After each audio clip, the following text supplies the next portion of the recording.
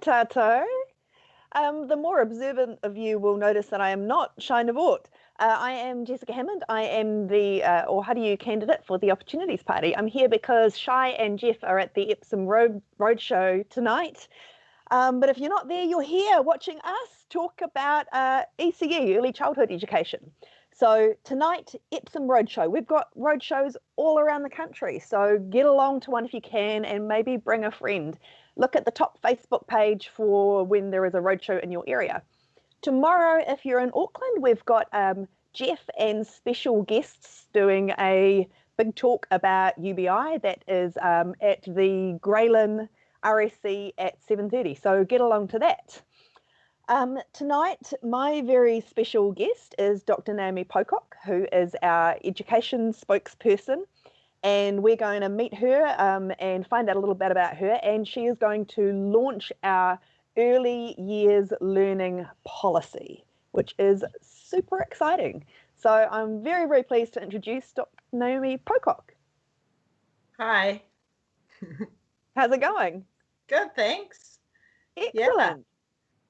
So Naomi, you are from Hamilton, but you are not in Hamilton today.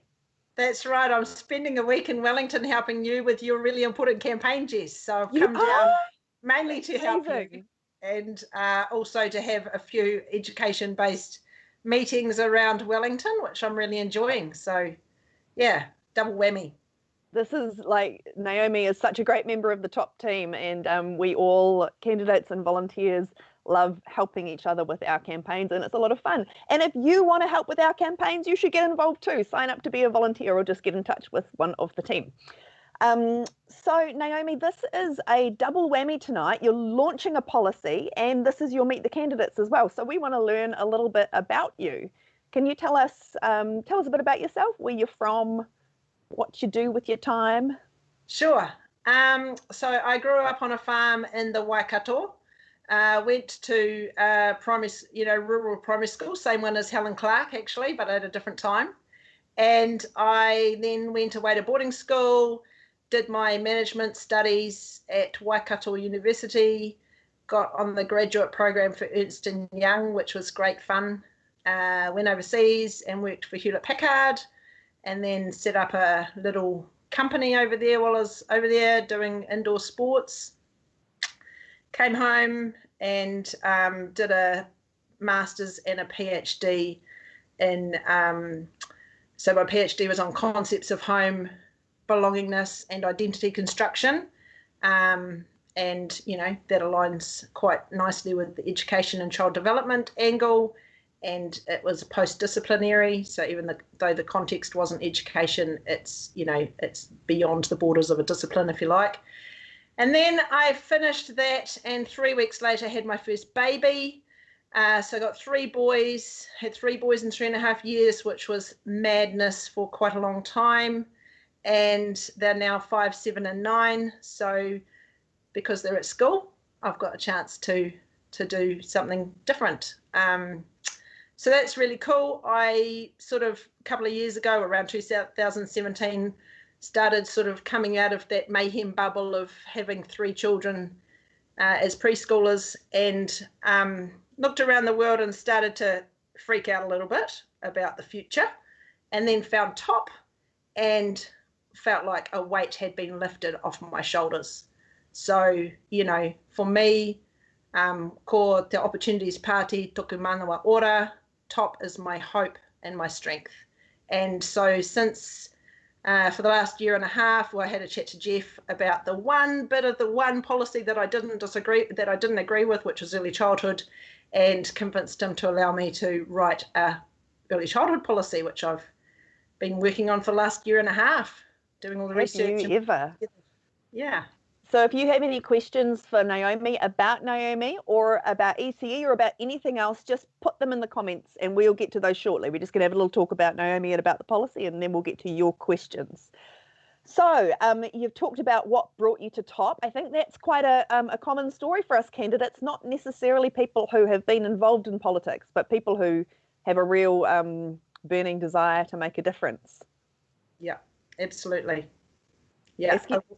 Yeah. Excuse me, I keep looking over here because I've got my notes over here because I'm not like Shy, I'm not super practiced. I can't do this without notes. So why is education a particular passion for you? So, while I had my children at home, 3 and 3.5 years, things were quite chaotic, and literally Play Centre was my saviour. And so through my Play Centre journey, I learnt so much about me, my parenting, but also about child development and, what's important for children. So that was really probably one of the steepest learning curves that I've had in my life. And yeah, just reading, as I say, I read literally all of TOP's policies, a bit of a geek like that, over one of my summer holidays. And that was I didn't agree with that bit. So I was like, this part needs to change. So can I please change it? And yeah, it's fantastic that because TOP is an evidence-based party and all of our policies are based on research and evidence, if and as new evidence comes to light, we take that on board, and it's part of what we do. Absolutely. So we're going to be talking about early childhood education today, and you and I have talked about this quite a lot. I'm a mum as well. My daughters are 9 and 11. They've been through kind of a kindergarten, we've been through playgroup, we've been through in-home childcare, we've been through a kind of a community-based centre. So we've tried kind of the whole range of things. And, this whole early childhood education / childcare kind of issue is really, really fraught.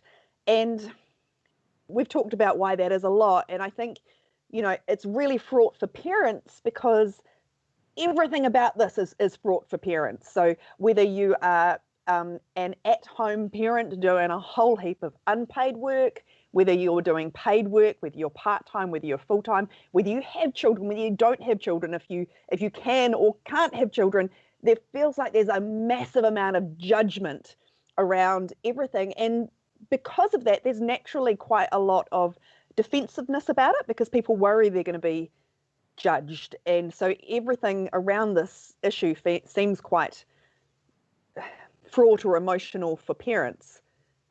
Yeah. But it is for educators as well, right? Or teachers, I should say. Teachers, it is for teachers as well. Yeah, look, at the end of the day, it is emotional because we care. When you care about something really deeply, then your values and your emotions come to the fore, and that's totally natural. And yeah, it's a fraught issue, partly because of policy decisions, which we'll talk about soon, partly because those decisions have created sort of a divide between parents and teachers in the way that our system is set up, which we're here to solve. But and also because of the history of where early childhood teachers have come from, and how hard they've fought for recognition and are still fighting for recognition as qualified teachers in our society. And, they're still fighting for pay parity. So, yeah, it's just a massive, there are big issues. And then again, we'll talk about it soon, but, the way that the system is structured at the moment and has been sort of for the last 15 or so years, has also had, sent us in a direction that we perhaps, isn't the right one. So we'll talk about that soon. But yeah, it's just really, it is. We care really deeply.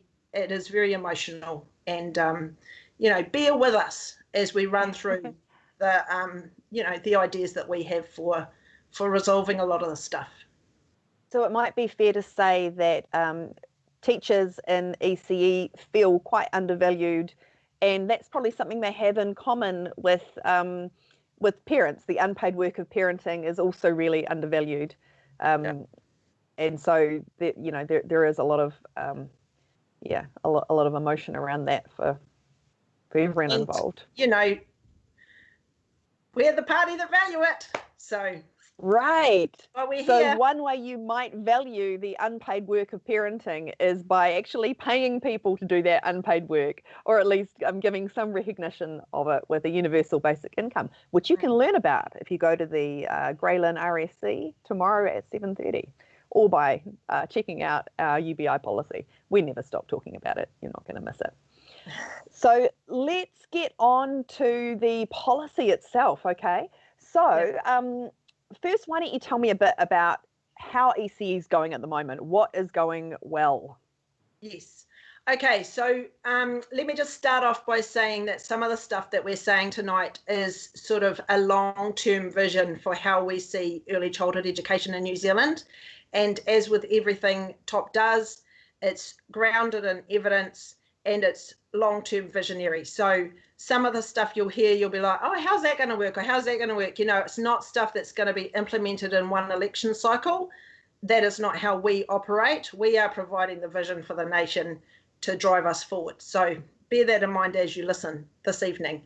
But there is a lot that is going well in early childhood education. There are amazing people doing wonderful things for our children and their development. And there are some teachers that are working really hard.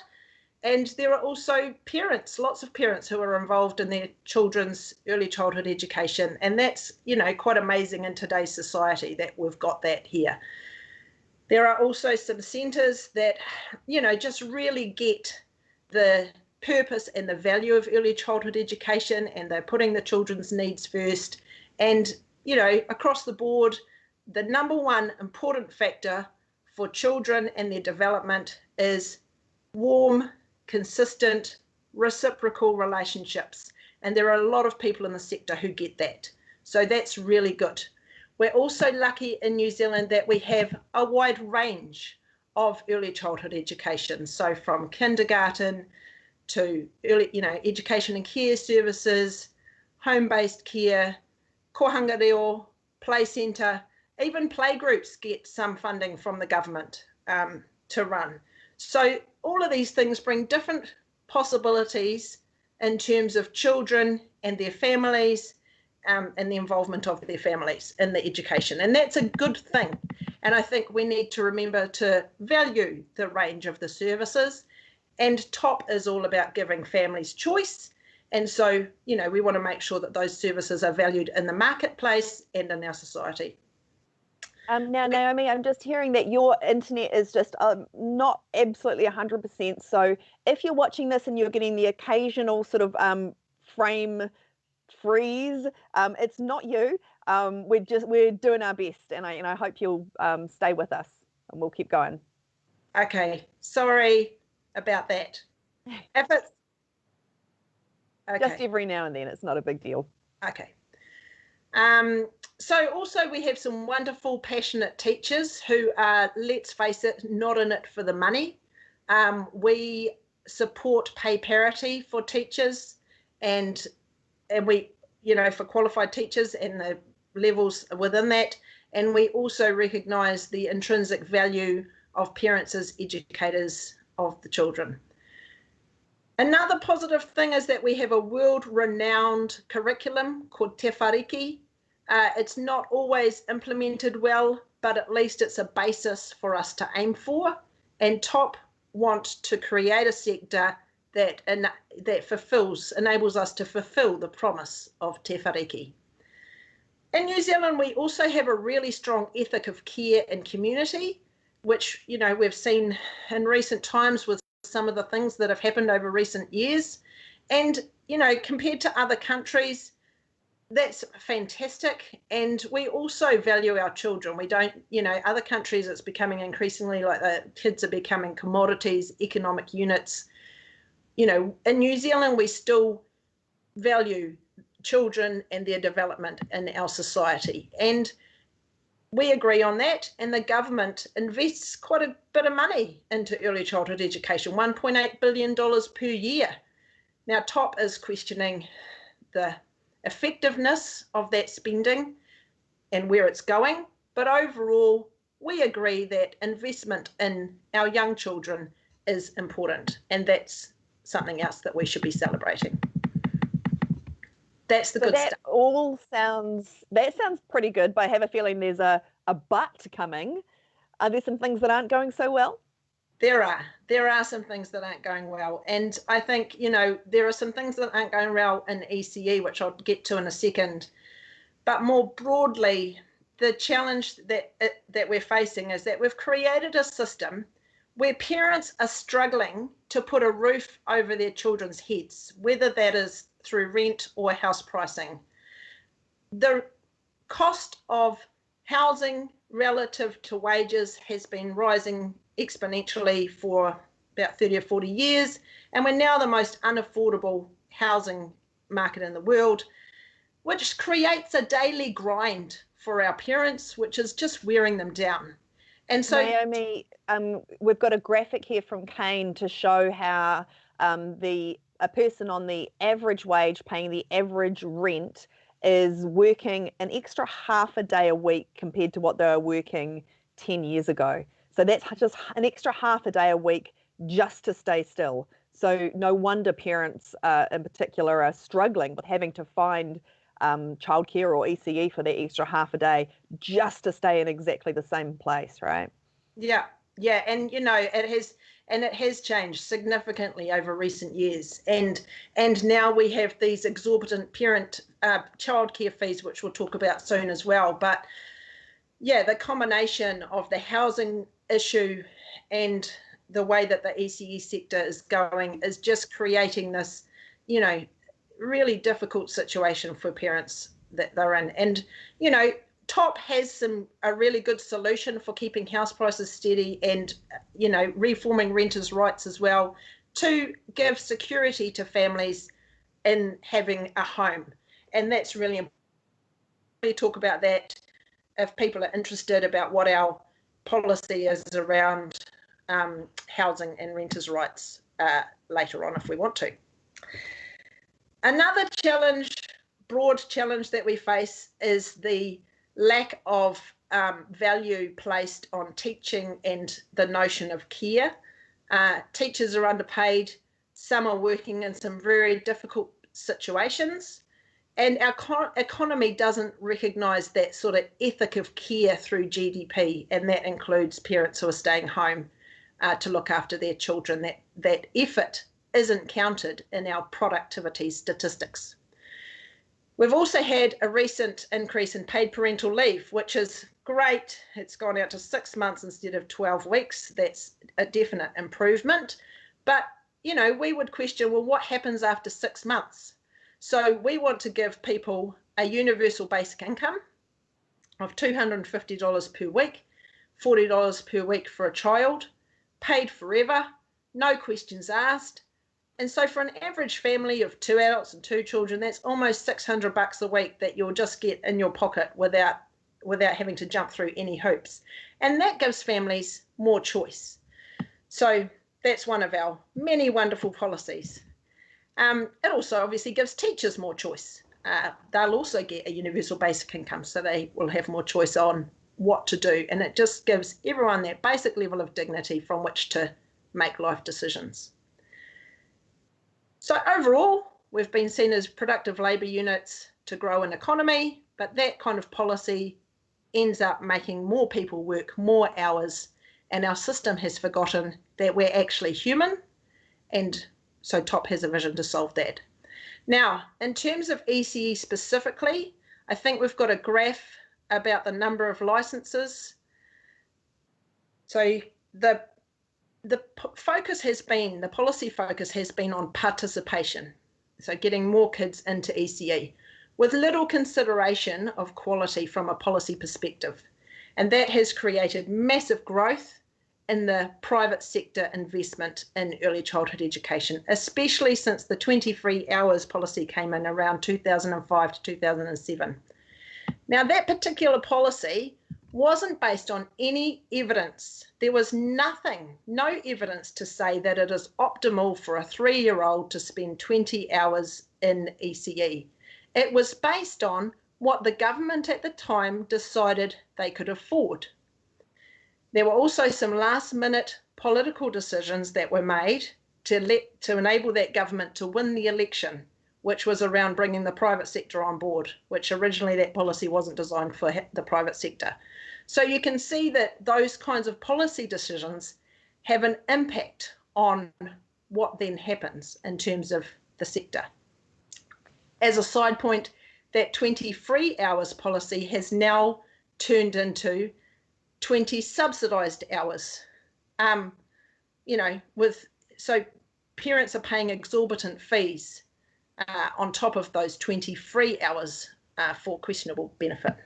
So Naomi, just that graph was showing the private ECE care has gone up massively, but yeah. all other kinds have stayed pretty static, right?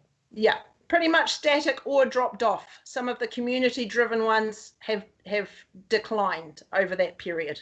Yeah, so definitely an opportunity for some people to make good money. Now, we're an evidence-based policy, so all our policies are based on the evidence. So what does the evidence say about this stuff? The evidence says that some participation in quality early childhood education can have beneficial outcomes later in life. There's no evidence to say more hours equals better outcomes, and there's no, and recent evidence also has talked about too long spent in early childhood education, particularly if it's not quality, can be detrimental to children's behaviour. So there's also some recent research that talks about the gains that you make through participation in early childhood education, for example, from a social and emotional developmental perspective, need to follow through the schooling years to generate those better outcomes later in your life. So basically, it's not enough just to say children need to be at ECE. It needs to be quality, and the hours of attendance should be appropriate for the age and stage of the child. Now, of course, it depends on the child, the family, and the service. And, that's just what the evidence says, but as a society, we consider the whole child, the whole family, the whole community. So TOP want to give families choice to make the right decision for them and for their children. But what the evidence is showing is that these kinds of policy decisions can have long-term effects on the way the sector is structured and funded. So if we move on to funding, there's another graph that talks about the funding, and we can see here that education and care services take the bulk of the $1.8 billion per year that's spent on ECE. 70% of those are privately owned. Now, there are some private centres who are doing amazing things for their communities and for their families, and the private sector tends to be more adaptable and able to cater to the changing needs of the families in the communities. So we don't have a problem with the private sector per se. But we do have a problem, and excuse me, I might get emotional because this is really important to me, and it's the crux of where we've gone wrong. We do have a problem when the motive for owning an early childhood centre is to pay money to shareholders instead of investing it in the children and their development.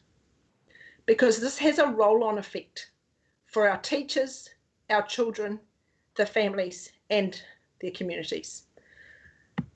Okay, so I'm going to talk about some of the examples of those roll-on effects. But I just want to, tautoko what you're saying, because it is, a lot of families don't have a lot of choice in where their kids go while they're at work, and they don't have a lot of choice about how many hours their kids are there. So the thought that you have to send your precious baby to a place that only cares about them as economic units generating fees rather than as your precious little people is really gut-wrenching. So I can totally understand why you get emotional saying that. I get emotional hearing it too.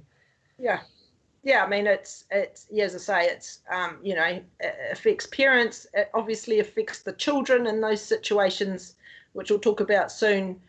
And the poor teachers who are just trying to do their best for the kids, but they're in a setting that doesn't value them or the children or their development and all those types of ECEs, you know, all those types of structures or whatever. All they care about is getting their money out, and we are not okay with that.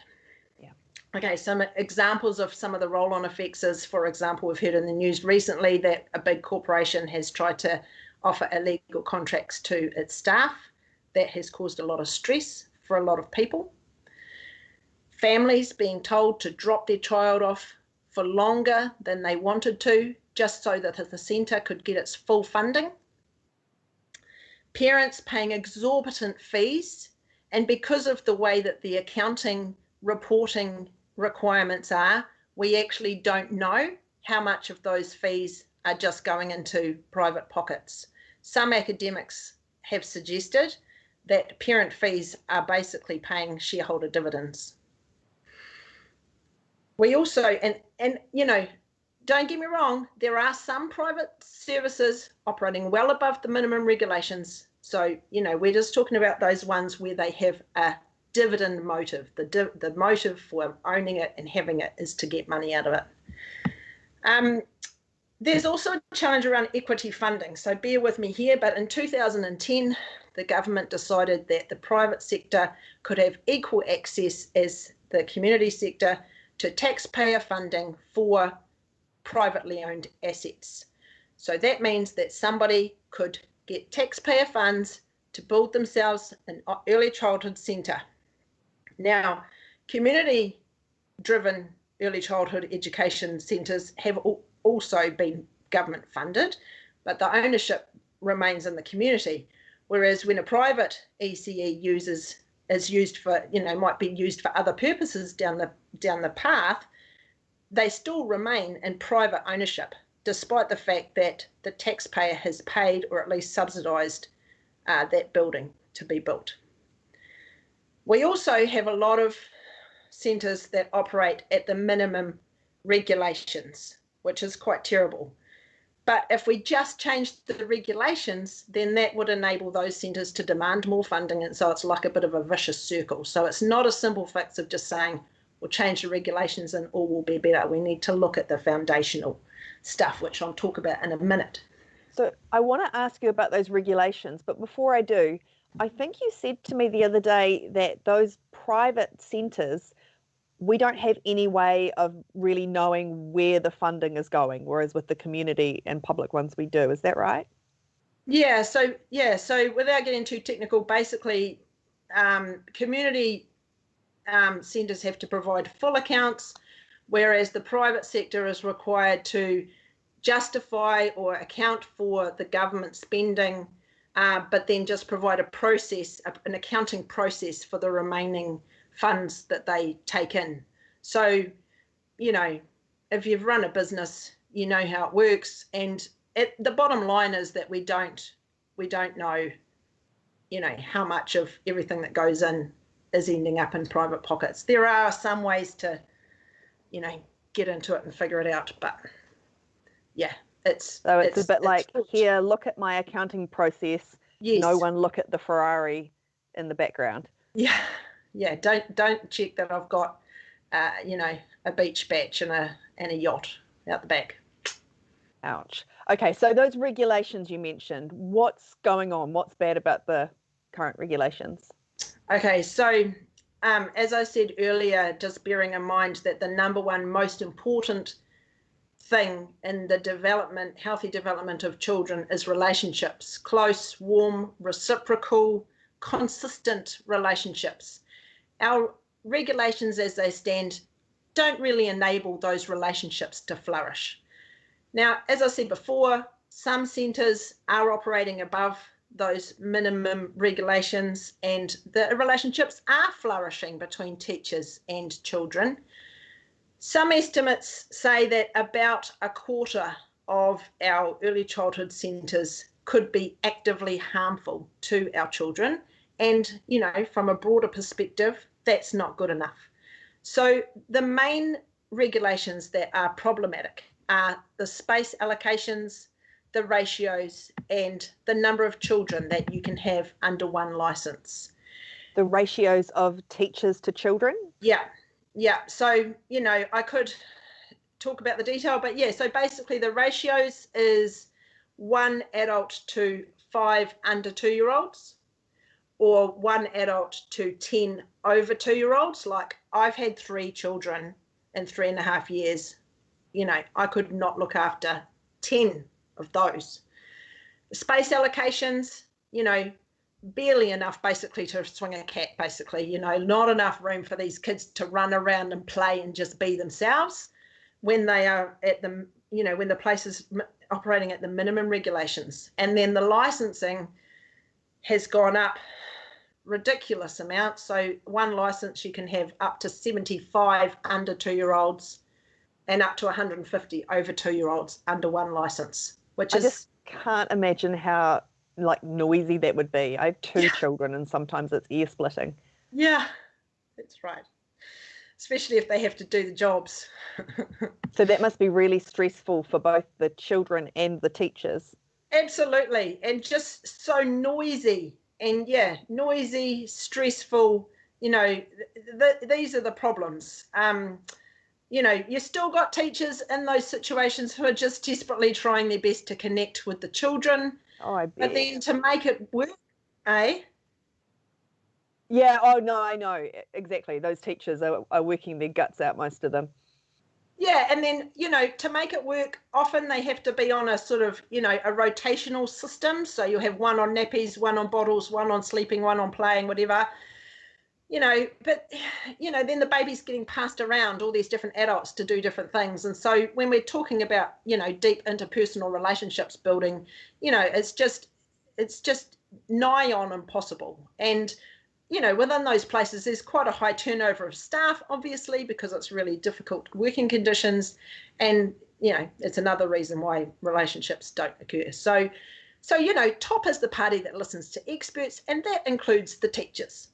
So we want to create a system that cares for teachers and parents and families so that they can create deep, reciprocal, consistent relationships, and then we get healthy children developing in our society. We also want to see more integration between early childhood and families, because that has the potential to grow whole communities. There's lots of examples of that integration, both within New Zealand and overseas, both private and community driven. And so, we're just saying it's time to rethink what ECE looks like in New Zealand and what we want it to look like going forward into our visionary future. So amazing. So what is TOP proposing to do that's different? Okay, so we've got quite a few things that we would do differently. The biggest thing we need to change for families is to hold house prices steady and reform renters' rights so that families can have security of a home. We have policies for that will encourage those housing speculators and land bankers to shift their investment over to productive, sustainable, innovative business, and that will make everyone better off. Our second major thing that we would do differently, which I mentioned earlier, is to give a UBI, universal basic income, to every single adult between the ages of 18 and 64, because 65-year-olds already get a UBI called superannuation. Naomi, is that the UBI that people can hear about if they go along to the Greylin RSC tomorrow at 7:30 for an amazing panel discussion with Jeff and special guests? Absolutely. Yes, they can hear about it there, and then they can see whether or not I've got it right. So we're talking about $250 a week per adult, forever, no questions asked, no hoops to jump through, no forms to fill out, $40 a week per child, paid to the adult, unless you want to give it to your kids. But, on average family, 2 adults, 2 children, almost $600 a week, better off, to give families more choice.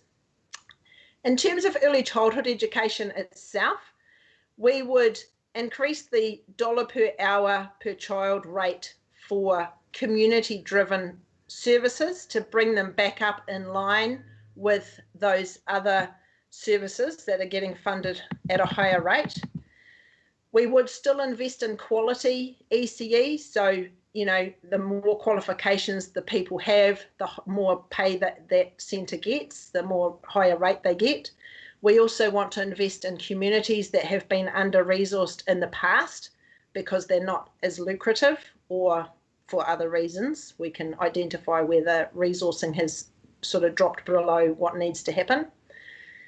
And we want to create more integration between ECs and families. And there are many ways to do this from a policy, structure and funding perspective. But one example that I can give you now is that beneficiaries at the moment lose half their benefit if their child is not enrolled in early childhood education services. So you've got in Auckland, for example, vans driving around, picking kids up out of home and taking them to the early childhood service. Sometimes substandard service, like we were talking about before. Noisy, overcrowded, stressful. Now, you might have your view on whether or not that is better for the child in that situation, but the evidence shows that when families are involved in early childhood education, whole communities grow as a result, and that is TOP's vision. Okay, so, and the last point that I want to talk about for change is that we haven't talked much about the transition to school. So transitioning from early childhood education into school. This is another big topic, but from an evidence perspective, there's lots of evidence that says that children, on average, their brains aren't ready for formal structured learning until they're about aged 7. And just a side note, it's mainly the colonised countries that start at 5. It's a hangover from British imperialism. Most other countries around the world start that structured learning at 7. And before that, it's best if children are learning through free play. Because during those years of about 3 till 7, their brains are focused on their social and emotional development. And they're not ready for that structured cognitive learning until, about age 7 on average. It differs, gender, birth order comes into it. But we would delay structured learning. It doesn't mean your child can't start school at 5. It's just saying that when they start school, it's going to look a little bit more like where they've come from rather than where they're going. And we'll encourage schools to employ ECE teachers. Now, some schools do already do that, but we want to make it more mainstream. Because, again, for all children, especially during those formative years, the most important thing is relationships. Warm, consistent, reciprocal relationships. And we need those to continue through the schooling years to develop that social and emotional awareness and ability. Absolutely. Right. I think there are probably some people who have a lot of questions for you, Naomi. Do we have some questions, Kane? Mm-hmm. Keep rolling questions in if you have some. So we've got a question from Pat. Naomi, awesome work on the policy. Which electorate are you running? And we missed that. And how's your campaign going? How could we help you and TOP? We love this question. What a lovely question. Thank you so much, Pat.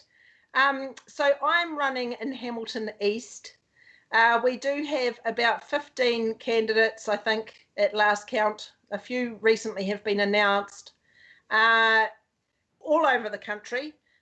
So certainly, look up and see if there's one in your area. Even in places where there's not a candidate standing, we usually have what's called a regional coordinator who is doing amazing work on behalf of TOP, promoting that as much as they can. We've got the road shows that that we just talked about going around the country. So, at the moment it's big promo on the road shows. But yeah, if you're in Hamilton, I'd love to hear from you.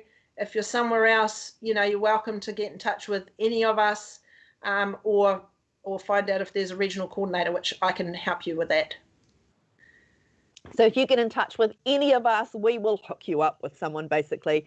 And there are things that anyone can do anywhere in the country. Hosting a sign on your fence, handing out flyers, being deeply involved in the campaign, sharing and posting and liking things on Facebook, donating money, really important. There is something for everybody. Absolutely. Yeah. And if you're really passionate about early childhood, you're welcome to donate to my campaign. Excellent. Okay, next question, please, Kane. Kane, Naomi, can beneficiaries choose the type of care they use? Could they use play centre, for example? So yes, they can. And, yes, they can. That's an early childhood service. Of course they can. I think a couple of challenges there. One, is there a play centre in the area? And two is, this is anecdotal. This isn't like evidence, but this is anecdotal from somebody that I know at my play centre who was a beneficiary. And she had huge challenges with her WINS caseworker to justify that she was bringing her child to play centre and not, out doing something else or, trying to find a job or whatever. So if the WINS staff don't understand early childhood and all the range of services that are available, which does include play centre, then, sometimes these beneficiaries is like, having a bit of trouble, putting it lightly. The idea of having to take my child from a loving home and having to take them to a centre that is crappy, where I don't know that they're going to get a nappy changed or going to have someone to cuddle them if they're hurt, so that someone in an office who doesn't know me and doesn't know my child will give me the money so that we don't, die of cold and starvation, actually makes me want to break something. And if you are in that situation, just all the love to you, and we will just try and change it, because that's just bull. Absolutely. It's awful. And tell everyone that you know to vote, to enrol to vote if they're not already, and vote for TOP, because we are the party for the people who have got it tough, frankly. All the renters, the beneficiaries who are trying to work. That's our UBI thing. You don't lose your money if you start working, as opposed to the benefit where you start losing it as you work. Yeah. And that's how we'll get there, right? We need people to vote for us to get in there to make the difference. Absolutely. Okay, let's have another question, please, Kane. From Kirsty, how disruptive is it for a family to move home, and how often do renting families move? Yes, there are some quite disturbing statistics that are out around how often children have moved before the age of 2 because they've been kicked out of their property by their landlord, basically. I mean, obviously, if your family is moving home because, you've got a situation in your family and, someone's got a new job or you're moving, I mean, that's life, right? Life happens and, we're all moving, so that's what we do. The trouble that we're having in our current society is that people can be kicked out of their rental property for no reason. They don't need to give a reason. It could be because the landlord wants to redecorate.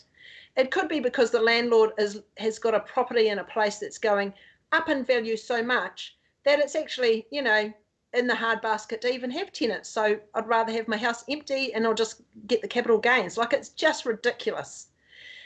So what we want to do, for renters is we want to follow the German model, which basically gives security to the tenant as long as they're paying their rent and not damaging the property. It's, a lot harder to evict someone. And it's also a lot harder to jump the rent up by crazy amounts. So, we want to follow that German model in terms of the way that we run our renting sector. Right. Yeah. Okay, thanks for that, Kirsty. Now, our next question. Oh, yeah. So Brendan asks, is that why starting school at 5 is stressful for many kids? I think Brendan probably put this question when you were saying about when children are developmentally ready for a kind of a classroom situation. Yeah, so thanks, Brendan. I think, in New Zealand we have, quite a range of schools. I know that in my little area, I've had experience of 3 different schools running their new entrance class in vastly different ways. And, while we, that's a good thing in terms of we want to be, responsive to our community and stuff. But from an educational perspective, you know, it is a little bit problematic. And so what TOP want to, our wider education strategy is to put a lot of investment into the teachers as a profession, and then create a high trust system. So get rid of all this, not all of it, but most of it, the assessment and the reporting and the measurements and the testing and all that sort of stuff. Put the money into the teachers, into quality professional development, into teachers as the profession, and then let them get on with their jobs. Basically, we want to create a high trust system similar to what they have in Finland. So I don't know why these 3 schools in my area are so vastly different in their new entrance class. Some of them might have come across play-based learning, some of them less so, I'm not sure. But yeah, I definitely, from a child's perspective at the age of 5, shifting from a free play kind of environment straight into structured learning would be very stressful. What we are tending to see happen, and I think that part of this is to do with the parent voice becoming louder in terms of how we do things. And again, I liken it to me telling the IT guys that are doing this in the background, trying to tell them how to do their job, because I don't know how to do IT. Parents who are IT specialists don't know how to do education, whatever, we're all specialists in our own way. But what is tending to happen is that structured learning is actually coming down into the early childhood sector. So instead of the push back up into schools saying, hey, more play-based, in some cases, the structured learning is coming down into early childhood sector, into those younger years, I should say, not up and down, but just sideways in terms of the age. And so we've got 4-year-olds who are being made to start learning their letters so they're ready for school. But really, we would like schools to be ready for children, and those children aren't ready for structured learning on average as a population until about the age of 7. So, one of the prominent sort of educators of parents in New Zealand that a lot of people might know is Nathan Wallace. He's a neuroscience educator. He talks a lot about this stuff. So if you're not interested in politics and policy, at least follow Nathan Wallace, because he is talking some really good stuff in this area as well. Okay. Our next question is from Rachel. Will you stop the building of new ECE centres in communities that already have plenty? Yeah, look, I think, I would hope that would be a natural roll-on effect from our policy, that we put money into those community-driven early childhood services, and we're going to do a quality-based contracting model as well. So within that, we'll know which services have really good interaction and with their communities, and which ones are the substandard services that need to be, sorted out. So I'm not sure that we can say don't build well, there is some stuff around where you can build interaction with the Resource Management Act, and we've got some early childhood centres that there's one in Wellington apparently that is sitting in between the motorway and the train tracks. So not only do you have the noise of the children, you've got the noise of all this stuff going past all the time as well. That sort of stuff shouldn't be allowed to happen. So yes, that kind of stuff is in our policy, but I don't think we could say you can build one here, but you can't build one there. But yeah, the intention is that would be the roll-on effect. Yeah, because I get what you're saying, Rachel, I think, is that, in some situations, big corporates or, they'll come in and they'll kind of take over the market, and the little, community ones kind of get lost in that process, and that's not what we want. And if you're, just on that note, sorry, I do talk a lot, but if you're a parent and you're like, oh God, I have to send my child to an ECE, what shall I look for? Okay. What you need to be looking for, again, is that relationship. Okay.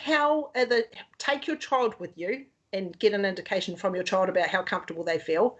And then notice the relationships that are happening between the teachers and the children. If you've got children crying over there, but the teacher's busy talking to you, but just ignores them, that's not a good sign. So if you've got a teacher that pretty much ignores you, but talks to your child, that is a good sign. Do you know what I mean? So it's about the relationships. That's what you're looking for. You're not looking for the new fandangled, beautiful building that's all polished and clean. You're looking for the interactions between parents and between teachers and children. Acknowledging that, not all parents have a choice of centres depending on where they live, which is a really tough thing. So that's where, if you only got one in your town, then let's make sure it's a quality one where your child is going to be happy and safe. Yeah. Okay, we're probably going to be wrapping up shortly, but I think we have at least one more question. This is our last question. Another Rachel, or maybe the same Rachel again. Will you allow parents to be able to choose to start their children at school at age 7 and enable ECE funding until age 7? That is a really good question, Rachel. So yes, the intention is that at the moment your child has to start school by age 6, and so we would extend that out to age 7. Parents and families and schools and communities, will work the details of that out depending on what works for them. So in some cases, it might be that the early childhood setting, grows to accommodate the more children at the older level, or it might be that the school adjusts to bring on more ECE teachers and have a play-based approach. But yes, definitely, I'm keen to change that law to age 7, but then not require, children can still go to school at 5. So is that in our policy now, Naomi, or is that more of a long-term direction? Is it in the policy to change the legislation? That's definitely it's worded as that being the intention, that we would delay that learning until age 7. I'm not sure if I've referenced the act. Okay, yeah. That's sorry, I didn't mean to put you on the spot like that. Okay. Hey, look, thank you so much, Dr. Naomi Pocock, for all the work you've done. I know it's been countless hours of unpaid work writing that policy. So you've done a fantastic job, and the policy is getting some amazing feedback from experts and from teachers, who are of course the experts, and from parents. So that is absolutely incredible. Thank you very much. Yes, I'm just so excited, firstly, to get this policy across the line so that people can start reading it, because it has been like a year and a half of work, which is great. I'm so passionate about it that it's really worth it. And I'm so pleased to have found the Opportunities Party who value evidence-based policy. So pleased. And who value both children and adults as whole humans, not just as economic units. We only have one life. So, we want people to be able to get some enjoyment out of it, including our smallest people. Absolutely. So speaking of getting enjoyment out of life, one way to improve your life, at least for one night, is to head along to the Grey Lynn RSC at 7:30 tomorrow to hear about Jeff and special guests. Otherwise, you can watch that online. That's right, because it's going to get filmed. So if you're not in Auckland, we'll still get to see it and you'll still be able to watch it. Cool. Thanks, everybody, for watching. Ka kite. Ka kite anō.